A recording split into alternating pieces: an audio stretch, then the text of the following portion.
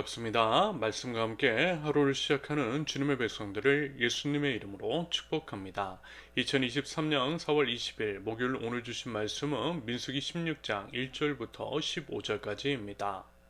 레위의 증손 고핫의 손자 이스라엘의 아들 고라와 르우벤의 자손 엘리압의 아들 다단과 아비람과 벨렛의 아들 온이 당을 짓고 이스라엘 자손 총회에서 택함을 받은 자 곧 회중 가운데에서 이름 있는 지휘관 250명과 함께 일어나서 모세를 거스르린다.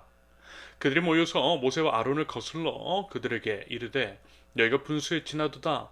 회중이 다 각각 거룩하고 여호와께서도 그들 중에 계시거늘 너희가 어찌하여 여호와의 총회 위에 스스로 높이느냐. 모세가 듣고 엎드렸다가 고라와 그의 모든 무리에게 말하여 이르되 아침에 여호와께서 자기에게 속한 자가 누구인지 거룩한 자가 누구인지 보이시고 그 사람을 자기에게 가까이 나오게 하시되 곧 그가 택하신 자를 자기에게 가까이 나오게 하시리니 이렇게 하라. 너 고라와 내 모든 무리는 향로를 가져다가 내일 여호와 앞에서 그 향로에 불을 담고 그 위에 향을 두라. 그때에 여호와께서 택하신 자는 거룩하게 되리라. 레위 자손들아 너희가 너무 분수에 지나치느니라. 모세가 또 고라에게 이르되 너희 레위 자손들아 들으라. 이스라엘의 하나님이 이스라엘 회중에서 너희를 구별하여 자기에게 가까이 하게 하사 여호와의 성막에서 봉사하게 하시며 회중 앞에 서서 그들을 대신하여 섬기게 하심이 너에게 작은 일이겠느냐. 하나님이 너와 내 모든 형제 레위 자손으로 너와 함께 가까이 오게 하셨거늘 너희가 오히려 제사장의 직분을 구하느냐. 이를 위하여 너와 너의 무리가 다 모여서 여호와를 거스르는도다. 아론이 어떠한 사람이기에 너희가 그를 원망하느냐. 모세가 엘리압의 아들 다단과 아비람을 부르러 사람을 보냈더니 그들이 이르되 우리는 올라가지 않겠노라. 내가 우리를 적과 꿀이 흐르는 땅에서 이끌어내어 광야에서 죽이려 함이 어찌 작은 일이기에 오히려 스스로 우리 위에 왕이 되려 하느냐. 이뿐 아니라 내가 우리를 적과 꿀이 흐르는 땅으로 인도하여 드리지도 아니하고 밭도 포도원도 우리에게 기업으로 주지 아니하니 내가 이 사람들의 눈을 빼려느냐. 우리는 올라가지 아니하겠노라. 모세가 심히 노하여 여호와께 여짜오되 주는 그들의 헌물을 돌아보지 마옵소서. 나는 그들의 낙이 한 마리도 빼앗지 아니하였고 그들 중에 한 사람도 해하지 아니하였나이다 하고 아멘. 오늘부터 토요일까지 세 차례에 걸쳐 나누게 될 민수기 16장은 모세와 아론의 권위에 도전하는 일당들 그리고 이제 그들을 다루심에 관한 이야기입니다. 이런 류의 이야기, 즉 권위에 대해 도전하는 모습은 여러분 어렵지 않게 접할 수 있는 일이죠. 그러면서 지금은 권위가 무너진 시대입니다. 이렇게 된 것은요, 여러 이유가 있겠지만 인터넷 기술 혁명 등으로 인해서 정보에 대한 접근성이 높아지고 그러면서 우리 사회가 점점 수평화되었기 때문이라고 생각합니다. 저는요, 일단 이 부분에 대해서는 긍정적으로 바라보고 있습니다. 그리고 또 이게 맞는 겁니다. 여러분, 만인 제사장이라는 이야기를 들어보셨죠? 아주 이제 간단하게 말씀을 드리면요, 저 같은 목사뿐만이 아니라 모든 분들이 목사라는 거예요. 또 목사가 되는 겁니다. 당연히 이제 그것은 저처럼 직업적으로 목사가 되라는 것이 아닌 거죠. 대신 목사처럼 예를 들면 각자 자신의 신앙생활을 누가 이제 지키거나 또 이제 끌어서 하는 것이 아니라 본인 스스로 오직 내주하시는 성령님을 의지하여 적극적으로 해나갈 줄 아는 것, 하나님과 동행하는 삶을 사는 것을 의미합니다. 여러분, 그리고요, 하나님 앞에서는 모두가 평등하죠. 하나님만이 왕이세요. 다만 하나님 나라가 온전히 임하기까지 이 땅 가운데 하나님 나라 모델 하우스로서 교회가 존재하게 될 텐데, 교회 안에서 일종의 질서를 유지하고 각기 다른 은사에 따른 역할들을 수행하는 것이 있기 때문에 직분을 구분하는 것은 필요합니다. 그러면서 이와 같은 직분의 구분은 역할의 구분일 뿐 서열은 아니라는 것. 그래서 하나님 앞에 우리 모두는 평등하다라는 거예요. 그런데 만약 세상 속에서 직업의 귀천을 나누는 것처럼 교회 안에서마저도 직분이라든지 봉사의 역할 같은 것들에 대해서 귀천을 나누고 서열을 매긴다든지 또는 이제 그런 의도성을 가지고 이용하는 것은 분명한 타락입니다. 여러분, 이 점은요 꼭 유념하실 수 있기를 바라고요. 하나님 앞에서 직분에 대한 바른 이해 그리고 서로에 대한 바른 존중이 있는 저와 여러분들 우리의 공동체 되기를 바랍니다. 여러분, 중요한 것은요 서로에 대한 존중입니다. 서로의 모습 속에서 하나님의 형상을 발견하고 서로를 하나님처럼 여기는 겁니다. 서로의 높음을 자랑하기보다는 오히려 서로의 발을 닦아주는 것이 예수님의 가르침이라는 거예요. 모두가 이러한 태도를 가지고 있다면 직분이나 권위 같은 것으로 분쟁할 이유 역시 없는 것이겠죠. 다만 다시 한번 말씀을 드리면 그리스도인의 몸으로서의 교회가 유기적으로 연결이 되고 교회가 교회로서의 역할을 감당하기 위해서는 직분의 구분은 필요하다라는 겁니다.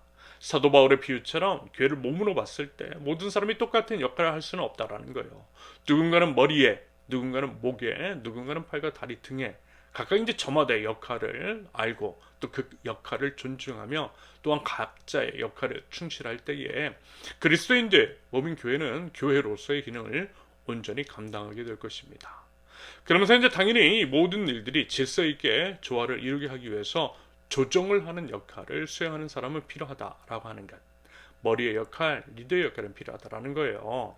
하지만 뭐라고요? 다시 한번 말씀을 드리면 우리의 왕은 오직 하나님 한 분뿐. 세워진 리더라 할지라도 사람들을 위해 군림할 수는 없고요.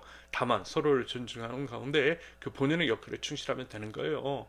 공동체의 질서를 유지하고 적재적소에 은사에 맞게 사람들을 배치하고 사역을 조종하는 역할만 제대로 수행하면 되는 겁니다. 그러면서 이제 자금의 권위가 무너진 이유, 언젠가도 한번 말씀을 드렸던 것처럼 리더들, 지도자들의 책임이 큰 면이 분명히 있습니다. 직권을 남용함으로써 사익을 추구하고 공동체의 질서 및 공동체원의 권익과 생명을 보호해주지 않았기 때문에 제발 좀 정신 차리라는 측면에서 그런 도전인 것들이 많다라고 봅니다. 그리고 이것은요, 목사 안에서의 이런 일들은 제가 목사이기 때문에 저 자신에게 목사들에게 냉정한 잣대를 대는 측면에서 말씀을 드리는 겁니다. 목사들이 타락했다면, 분명한 죄를 저질렀다면 그 부분에 대해서는 정확하게 지적해 주는 것이 맞는다라고 생각합니다. 나단 선지자가 다윗 왕에게 그러했던 것처럼 말입니다. 단 상호간의 태도는 바르게 하는 것이 중요하겠죠. 그런데요, 오늘 본문에서 이제 고라와 그 일당들의 모세에 대한 도전, 반역, 방금 말씀을 드린 것과는 양상이 참 많이 달랐습니다. 권위를 부여받은 모세를 인정하고 존중하기보다는 권위에 대한 이유 없는 도전이 돼 그 의도, 그들의 속마음을 들여다보면 이런 악함이 보이더라는 거예요. 자기들 스스로를 높이려고 하는 마음. 그것은 결국 거슬러 올라가 보면 자기가 하나님 되려는 마음, 그것입니다. 하나님께서 세워주신 권위에 아무런 이유 없이 권위자의 죄책도 없는데 그것에 대해서 도전하고 또 무시하는 것은 하나님을 무시하는 거예요. 고라와 그 일당들은 겉으로는 하나님을 운운하고 마치 모세의 교만을 탓하는 것 같지만 그것이 무슨 하나님을 생각하거나 그들이 하나님을 제대로 알아서가 아니었던 겁니다. 오히려 우상 숭배자들처럼 하나님을 도구로 자신의 탐욕을 추구하려는 더러운 욕망, 그것뿐이었다라는 거예요. 하나님이 왜 그걸 모르시겠느냐라는 겁니다. 아무튼 그럴 때 모세의 태도 직접적으로 대응하지 않았습니다. 오히려 어땠죠? 4절 보면 모세가 듣고 엎드렸다가 그들이 하는 이야기를 듣고 엎드렸대요. 먼저는 그들 앞에서 엎드린 겁니다. 겸손하게 자세를 낮췄다라는 거죠. 그리고 궁극적으로는 모든 권위의 원천이신 하나님 앞에, 왕이신 하나님 앞에 엎드린 거예요. 엎드려서 기도한 겁니다. 기도하면서 하나님의 주권을 인정하며 5절 이하에 언급되어 있는 것처럼 하나님의 뜻, 하나님의 조정을 구했던 겁니다.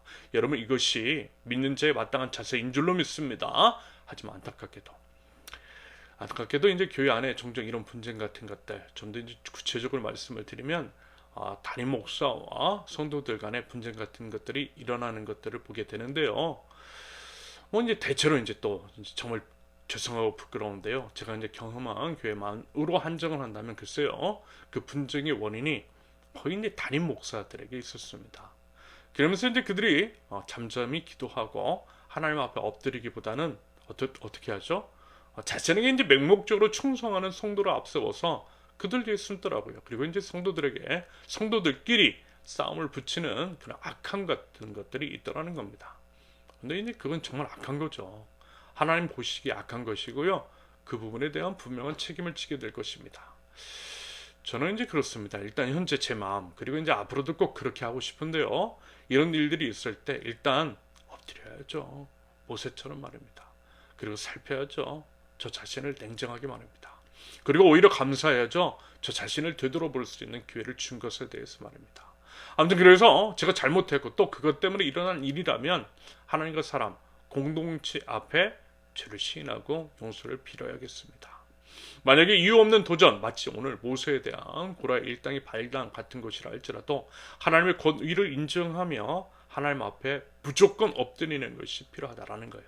오늘 본문을 통해서 그 말씀하고 계십니다. 우리 꼭요, 저부터 꼭 그렇게 할 수 있기를 바랍니다.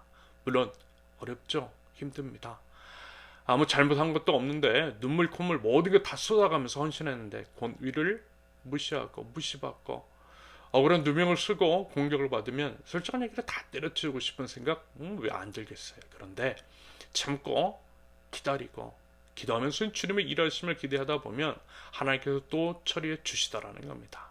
시간은 좀 걸린다 할지라도 억울함도 오해도 풀어주시고요. 회복시켜 주시다라는 거예요. 여러분 경험해 보셨죠? 저도 이제 이런 일들 크고 작은 경우들이 여러 차례 경험했고요. 그래서 이게 맞다라는 생각, 앞으로도 그렇게 해야겠다라고 하는 다짐을 해보게 됩니다. 이것이 믿음인 것이고요. 믿는 자의 바른 태도라는 것을 성경도 말씀하고 있습니다. 아무튼 이 부분 이어지는 민수기 16장을 통해 계속해서 살펴보기로 하고요. 오늘 이 점만 꼭 유념하실 수 있기를 바랍니다. 여러분, 왕은 오직 하나님 뿐이십니다. 내가 왕 되려고 하는 마음이 혹시라도 있다면 그것 꼭 십자가에 못 박을 수 있기를 바랍니다. 그것이 믿는 자의 바른 태도라는가. 그래야만 우리 자신도 살고 우리 공동체, 우리 모두가 살 수가 있다라는 겁니다. 권위자이든 아니든 리더든 팔로워든 상관없이 이 마음 자세는 중요하고요. 또 모두에게 필요합니다. 부디 하나님을 경외하고 하나님 앞에 바른 태도로 서로를 존중하며 나아갈 줄 아는 저 여러분들 모두가 되실 수 있기를 예수님의 이름으로 축원합니다. 함께 기도합니다. 왕이신 하나님, 하나님의 주권과 섭리를 인정하며 겸손과 경외의 마음으로 하나님께서 세우신 질서와 권위에 순종하며 나아갑니다. 사람 앞에 직접적으로 똑같은 방법으로 대응하고 변명하려 하기보다는 모든 것을 다 보셨고 아시는 하나님 앞에 엎드려 간구할 때에 하나님 모든 것들을 제 모든 것들을 온전케 하여 주옵소서. 서로의 모습 속에서 하나님의 형상을 발견하고 하나님 안에서 서로를 존중하게 하시되 나보다 남을 낮게 여기며 우리 주 예수 그리스도께서 보여주셨던 성령의 본을 따라서 먼저 고개를 숙이고 또 섬길 줄 아는 저희 되게 하여 주옵소서. 예수 그리스도의 이름으로 기도합니다. 아멘. 하나님께서 오늘 주신 말씀과 각자의 기도 제목을 놓고요. 우리 잠시 기도합니다.